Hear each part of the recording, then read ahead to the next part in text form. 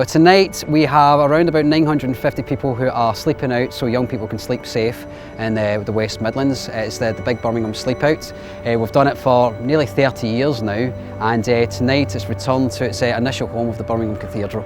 The process of people arriving this evening is they will come in, they will register, they will get their cardboard box, they will get their polythene bag, and then they will set up their dwellings for the evening. I think the charity resonates because at the end of the day we've all been young once, and we recognise that when you grow up it's quite easy, you can lose your way in life, and I think St Basils is doing a fantastic job helping our youngsters who do lose their way just for a little while. St Basils is a great charity because not only does it help us to take young people off the street, but really it helps young people to optimise their potential.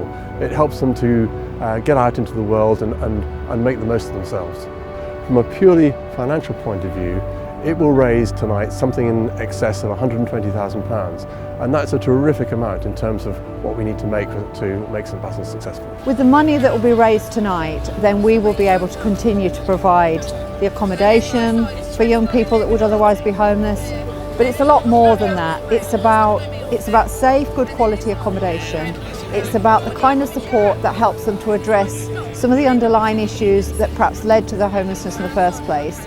And then most importantly, it's to fund that, getting them back into education, into training and towards a job. 20 years ago, I was a very different person.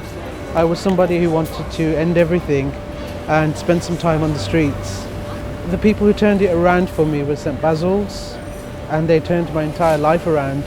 And the reason I stand here today is because of them. I'm a former resident of St Basils. They helped me quite a bit 15 years ago. I was asked to leave my family home due to my sexuality. They've done a lot for me, put me through mentoring and different courses, and eventually I became a renewals broker and quite successful, living in Sutton, getting married in January and living life. So today we brought out a bunch of young lads from year 8 and 9 to experience what it actually feels like to be homeless in this terrible cold weather. I think the boys have been absolutely brilliant in the fact that they've been working as a team with just cardboard, sellotape and plastic, so they've been working very, very hard, and just watching everybody else around us has been absolutely amazing. The atmosphere is great. I think that St Basils is such a great charity because it's so important to help young people at a difficult time in their life, and it can happen to anybody and it can happen so easily, but for a young person just to be given the means of looking after themselves, taking care of themselves, building up their own life when they're in difficult circumstances, it's priceless, it's so important. It's made me aware for the homeless what they have to go through, so it does make me think for them how difficult it is where they're not protected in the way that we are. It's opened my eyes. It's not just about giving shelter, it's about breaking the cycle of homelessness. That's why we're really, really passionate about this cause. The work of St Basils is obviously critical to the life of this city, because it's the organisation that sort of brings every sector together to provide for young people a real solution to prevent them from being homeless.